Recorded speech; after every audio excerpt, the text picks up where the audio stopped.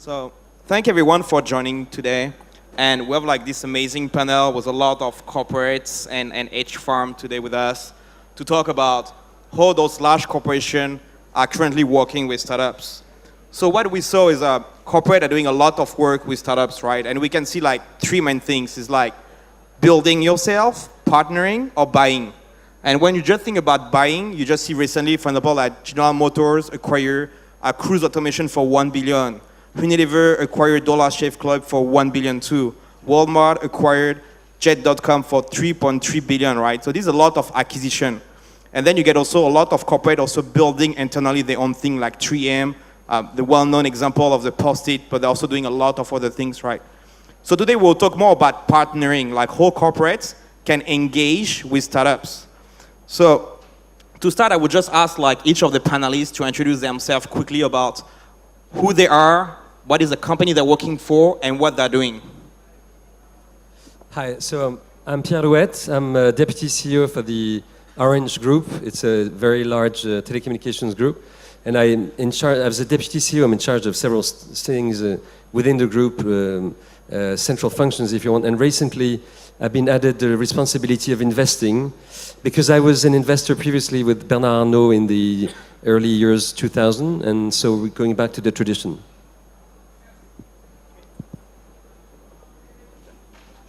Hello? Okay. Hi, everybody. My name is Maurizio. I'm one of the two founders of H-Farm. H-Farm is a platform for, let's say, innovation. It's basically, we blend education. We have school from preschool to university. Startup. We have an accelerator. We're an accelerator since over 11 years. And this kind of ecosystem is addressed mostly to the corporation. So it's a kind of comfort zone for large group and corporation to feel what is about startup, what is about this new culture, because it's the main challenge is in between the culture of the low tech and high tech, in my opinion. Okay, so hello, my name is Adir. I'm from Microsoft.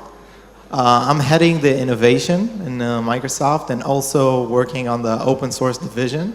Part of our work here in Israel and globally is actually taking a lot of the startups that we meet into that innovation journey. So we find them in a lot of stages, and in each stage we're trying to understand what would be the driver for the next step in terms of really getting that innovation and getting that business model working. So there's a lot around that, and I think the most important area in my role is actually changing the perception around open source in Microsoft, because we are doing a lot with startups on those areas. And in that term, Microsoft is fully open source and fully ready to embrace innovation from all choices. Hi, my name is Hiren Majmudar. I'm with Intel. I work in Intel Capital. And my focus is to work with companies that innovate in semiconductors and stuff that runs on semiconductors. We work with companies in joint venture fashion. We invest in them. We acquire them. But more importantly, we work with lots of companies and we help them make successful. Because we realize that not all the companies have enough muscle power, enough experience, and we believe that it's the duty of the large companies with experience and muscle power to help them.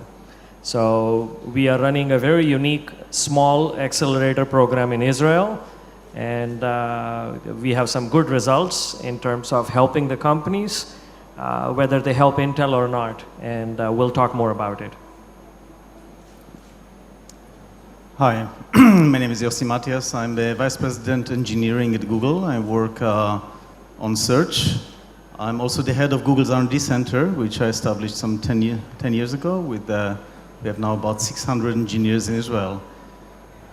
So the notion of open innovation and entrepreneurship is obviously very important for us as a company. This is part of the DNA. That's part of how we actually work internally.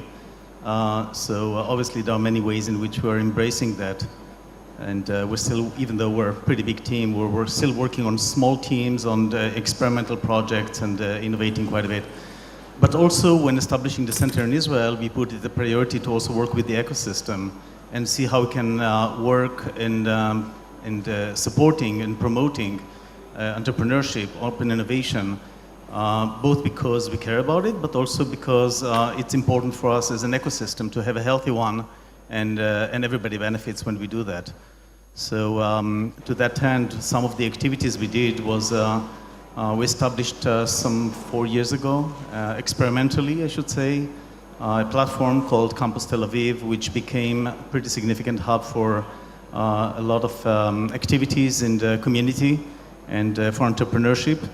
And it actually became, it's on its own open platform, but also it became a house for various programs, some of which became pretty significant global programs, such as Launchpad, which evolved into Launchpad Accelerator, and many other programs with a special emphasis on promoting also diversity populations, so that we can actually get more people from diverse background into the high tech, and be happy to talk more about it. Thank you. So the thing is, what we saw is also a lot of corporate, a lot. Working with startup, definitely, right? We just published a report with INSEAD. We found like the majority of the founded biggest public corporations are working with startups. But what's interesting is today we have like 3 of those corporations who are really doing a lot, like Orange, Microsoft, and Google. And you're really building a full ecosystem from very early stage engagement with startups. So just to give an idea, like Microsoft start with Imagine Cup with like students. So this is very early, and you can go as late as, for example, Google Capital, doing check at like 50 million, right? So can you share with us a bit more about how do you build this full ecosystem and how you are doing it, and why so many like different touch points to reach out to entrepreneurs? Okay, so maybe if I start, Orange is a company which has origins going back to 1879, so it's a very old corporation. And we didn't start doing corporate venture in those days, really, too early. But we started off 20 years ago. We were founders and bringing funds to Innovacom, for instance, for several generations of funds. But more recently, we decided to completely revamp the strategy we have. So we have, let's say, a 3-dimensional strategy. The first thing is we can heavily rely on internal research. We have R&D as a telco. Not all the telcos have, but we have an R&D tradition. We have about 3,500 researchers in-house that work and produce patents and produce, 4K, any kind of patents related to technologies they have invented. So this is internal. We decided to open that research tradition and to have an open innovation strategy, like many others actually. So we have articulated accelerators to those researchers and marketers in-house. So we have now 7. We have already accelerated about 200 companies around the world because we're basically operating or present in many countries around the world. And more lately, more recently, we decided to rethink also the way we invest. So invest in funds, like VC funds, more traditional VC funds. We invest there, so it's an indirect investment strategy. And we created a sort of vehicle now called Orange Digital Ventures, which is our internal tool. It is a place where we invest monies directly in companies that we feel might complement, or also we feel might be competitors of us in the future, and we want to know what's going on. We want to be there. So really, when it comes to what I understand actually from corporate VC, and we don't have such a long-standing tradition, I guess, as Intel, which is one of the models, or Microsoft and Google now. I understand that we try to be smart money providers, because obviously money in those days is very present. I mean, you find money if you have a good idea. Money will be there. Sometimes I was speaking to several investors today. They say, we have funded the company and they're not spending the money actually we have given to them. So money is one thing, but smart money is even more important. And I see now that other VCs, not corporate VCs, they try to produce intelligence platforms, resources platforms. Well, this is typically what we have. I mean, we have hundreds of thousands, literally, of employees and people, engineers, researchers that can give mentoring, advice, they can bring resources. So we have those platforms. We try to make them more available than we did in the past. And that's about, trying to combine the good perspective of a good ROI and the smart money that we can provide with the smart people we have inside. Okay, I think the key thing around thinking on innovation and startups is that one size does not fit all. So you cannot take one program and really think of it as the go-to program for all of innovation and startups. So that's why we in Microsoft actually invest in a lot of programs. We hear a lot of feedback from startups that it's sometimes hard to understand what is the best program for you. But this is better for us than actually having one program and trying to fit all of the types and stages and innovation into one of it. So you can, as Armand said, you can start it at Imagine Cup or stuff like that that are actually working on the education level. So students can go there, even preschools. You can go as far as BizPark and BizPark Plus, which is I think, the biggest startup ecosystem today. It contains more than 120,000 startups registered. So this is for all stages. We have the BizPark Plus, which is for startups that are in more mature stages.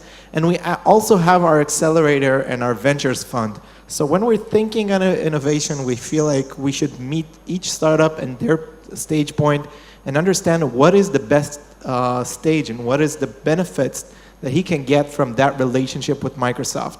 And by that stage and by that innovation, maybe try to get him into that right track of him making it with us. So as I said, I don't think that we can think on innovation as something that one program would fit all, and that is probably why Microsoft is all around that world with lots of programs and offerings. So to address this question, I totally agree. This is really about finding the right approach to the ecosystem. So from my perspective, at least, there are many ways in the pipeline of entrepreneurship that we can work with. So for example, when we set up Campus Tel Aviv, we were looking hard into where can we add most value. And for example, at some point we thought whether we want to have an accelerator or not. And we found out that there are quite a few in Israel. So instead we tried some different approach, and we partnered with several accelerators and incubators and set up a program called Launchpad, where we actually bring early stage startups for 1 week kind of a boot camp. And this turned out to be quite successful to the extent that we already had in Israel more than 25 cycles with 350 startups. But more interestingly, this became a global program, which now has in some 22 countries just in the last year, and close to 100 or so events, and many partners, some 55 partners globally. And now we also try out some different approach for emerging markets, where we have Launchpad Accelerator in countries such as Brazil, Indonesia, and India, and Mexico. And there are many variations. As I mentioned, we care about, for example, promoting diversity populations. And an interesting twist to some of the programs is a program called Campus for Moms, which was built for women and men in their maternity or paternity leave to come with their babies once a week for an entrepreneurship program.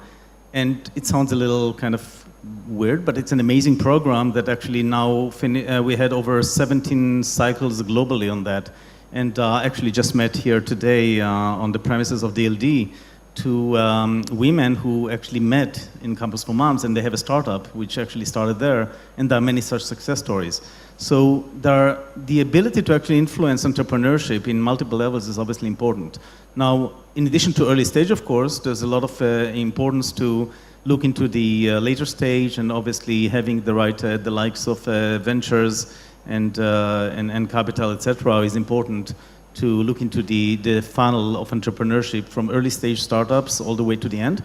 And I would say even before early stage, the one question that I think many care about, certainly in Israel, and many of the global companies I know are investing in that, is how do we promote entrepreneurship and encourage actually many people to get into this early stage, namely to try out, to come to events. Again, I just met in the corridor here on the outside somebody who told me he came to one of our open days at campus, and he got some mentorship, and actually now has a startup just because of that.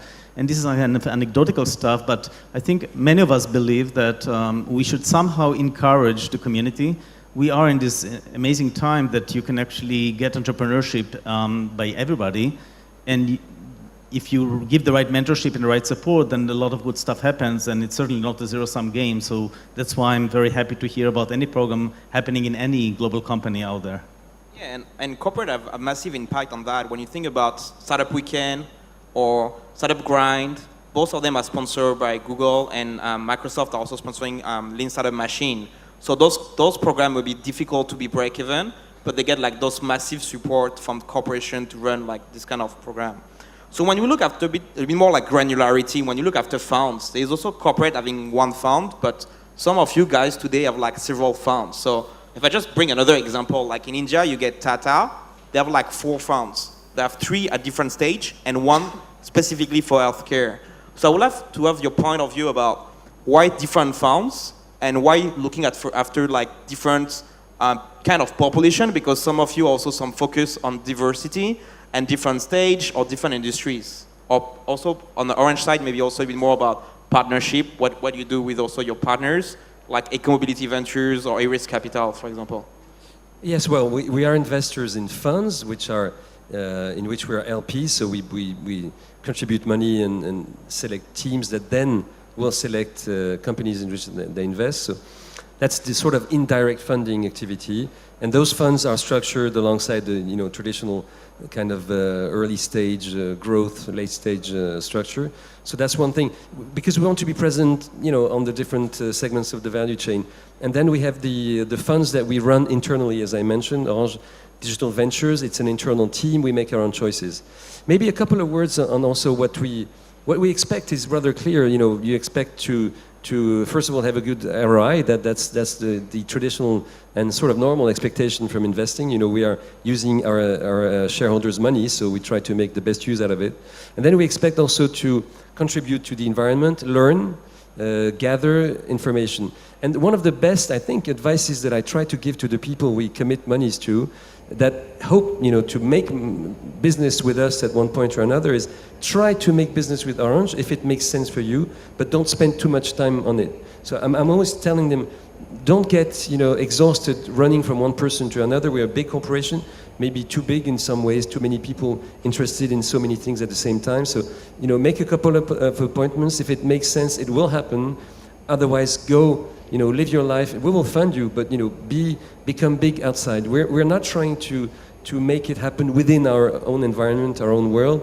I want those companies and those entrepreneurs to get out and create great companies, and then it will be partially what we expected, the ROI, and nothing strategic, no strategic relationship, and that's it.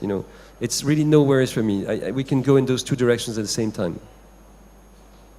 Yeah, so let me talk about the diversity fund that Intel announced almost a year ago.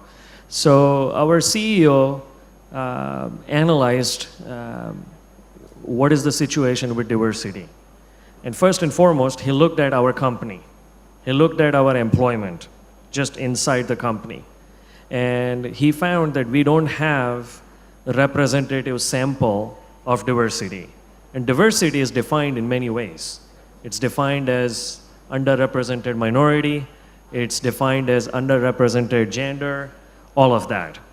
And then he took the most ambitious public company goal ever to reach the parity of diversity by 2020.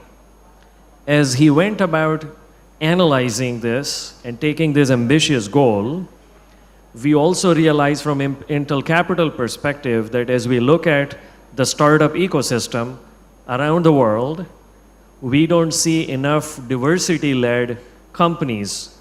We don't see enough diversity founders.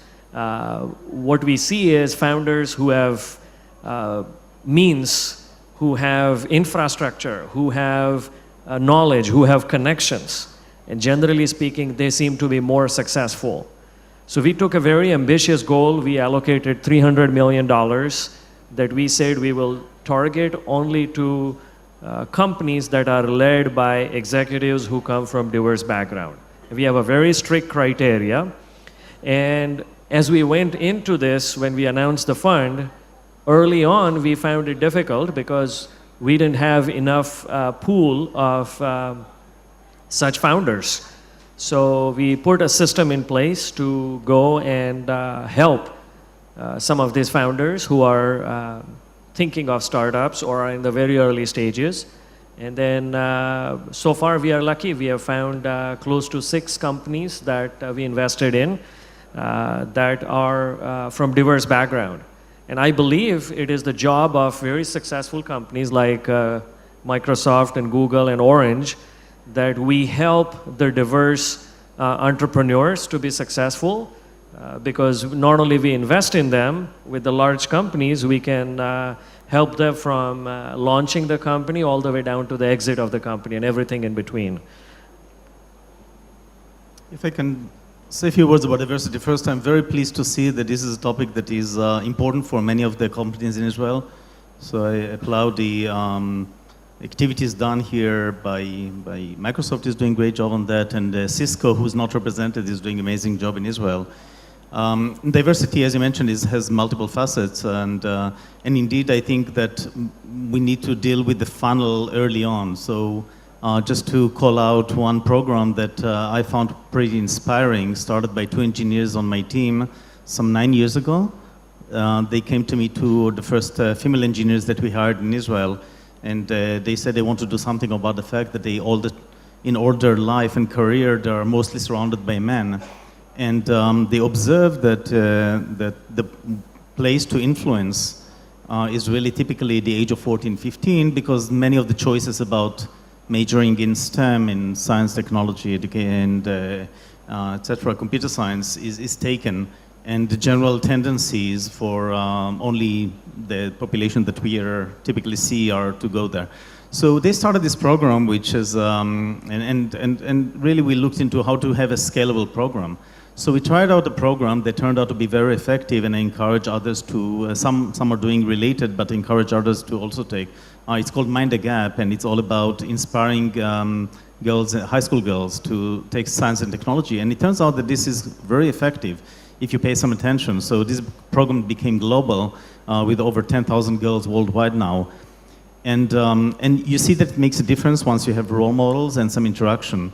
But obviously, women is not the only diversity. So, for example, in Israel, obviously, the Orthodox engineers is is kind of a minority in high tech. And again, I applaud the efforts of Kamatech and others. And we just had a kind of a trial pilot for teaching Android women, Orthodox women, so that we can actually raise them into the high tech industry. They're already engineers, but to make them kind of more engineers on demand, so to speak, and role models. And similarly, I recently visited the program of high school students from the Arab community.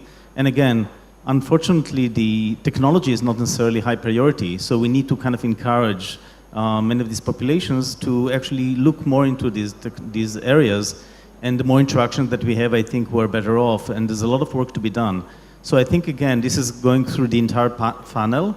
We need to start at the early stage, but we also need to invest in the more advanced ones because they are serving as role models to others. I think it's extremely important to have diversity. I heard Avi Hassan earlier talking about the fact how important it is. Totally agree with that. It's important from a social perspective, but it's also important because when you look where's the talent, the hidden talent are all the people from all those diverse populations which are just not coming to high tech, and then everybody's losing on that. I totally agree. Let's say you just mentioned, both of you, the diversity, and I believe that's part of an evolution because we intended ecosystem, but now those programs, Accelerator, campuses, they have the role to create sub-ecosystem and to catalyze exactly the talents, catalyze the corporations, because corporation has the market. So there are different ingredients that now more and more has to come together. And there is a component of education on the young people, because young people is the one who naturally can really redesign things with the technology. And corporation, especially those one which is in the market, which is a low-tech market, they have heritage, they have market, they have business, but they are very far away in terms of mindset and mentality to use the technology because they still want to use the technology too much as an R&D approach. Try to do better what they're used to do it. So I think those programs now, this could be accelerators, could be inside the major high tech. That's a good example because the tech companies, how they are making exactly the example you brought, it's a good example that all the corporations should take over the future. I see in the next 5 years and encourage also the non-tech companies start dealing with the venture capitals, start dealing in the same way they're doing. Because it's like to be catalyst inside an ecosystem. And the ecosystem is so diverse in the world. In Europe, an example is Europe looks like 5 or 6 different ecosystems, completely different with different cultures. That's in a range of 1,000 kilometers. Even much more diverse than in the US. So this is some value where we need to focus. Maybe just to add to that, I think diversity is actually an opportunity, but we have to scale on that opportunity. So what we see on Microsoft is, and I think this is key for understanding how to really leverage this, is to define the KPIs for each engine. So when you think about different innovation and different engines, each engine has to be a very transparent KPI for what is it that we're trying to do with that vertical, with that segment, with that diversified employees. And this is very important because what we see, and we don't want to see too much in Israel, we do see it sometimes, is that, acceleration hoppers. People that have started in here and they just jump from accelerator and without really defining the KPI of why am I doing this engine? What is the next step for me? So in my opinion, if you're going into an accelerator and when you're finished, you're just looking for the next one, you're not really leveraging the opportunity from that channel. So diversity is definitely opportunity, but once you get it with the right KPIs and with the transparency of what are you trying to do, this is the way for you to really step forward and not turn diversity into something that is just, a cycle that everybody moves on to. And this is what we're trying to do in Microsoft, really define those KPIs. And one of our measurements is whether someone finished one of the engines, whether it's the BizSpark or BizSpark Plus or Ventures or Capital, is he ready for the next stage? Is he going for what is going to be the next frontier for him? Or is he just looking for another engine with a different title? I'd like to add a note on the importance of role models, which is why it's so important to actually identify those that can actually serve as role models and inspire others. And I see that often, by the way, you see that also in the workforce. So it's easy, it's a circle, right? You need, for people to actually want to come to a workplace, they'd like to see more like them. And similarly, I see that entrepreneurs, so my daughter is an amazing entrepreneur, and I remember when she started her startup, she looked around, most of entrepreneurs were men, which makes it a little more difficult. And another note, which I think is very inspiring, is to see what teenagers can do today, which is pretty amazing. So when you see hackathons and all that stuff, and some of them kind of approach me here in the conference, but I see the kind of the power that today with open platforms, and we're talking about open innovation, with open platforms, open technologies, and having the kind of community support, you get teenagers actually going on and develop startups and or coming over a weekend and develop some amazing technologies. And I've seen multiple of those, and it's pretty inspiring. And the best of that is that when you go there, then you do see a lot of diverse kids. So that's, to me, that's kind of the future. And the question, how do we actually transform it so we see the same population coming up to the marketplace? Yeah, maybe another word also on what we receive actually from all of those innovation steps that we take. Traditionally telcos are used to compete rather heavily, with sometimes super heavily between themselves. And actually, we founded together with Deutsche Telekom, Telefonica, and Singtel, we founded an alliance called Go Ignite, which is an alliance of accelerators. This is typically something that we would not have done if it were not for the purpose of giving to those companies we want to accelerate a much broader, actually, client or potential consumer base.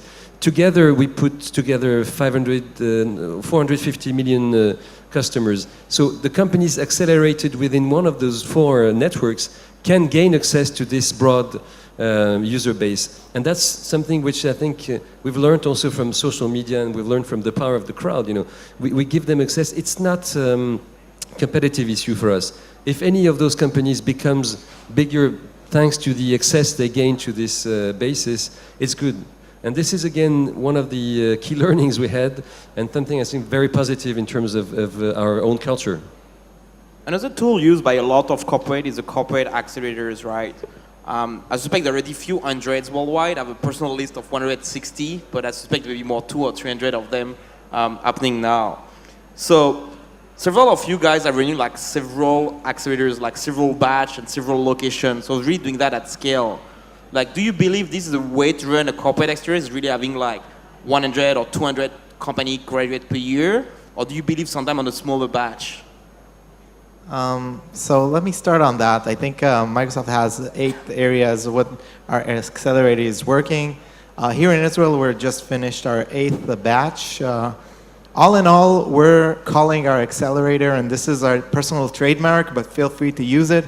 We're calling it Accelerators, because we are looking for those startups that are actually after their first round, their first batch, and we can really scale with Microsoft and having them going into the next level.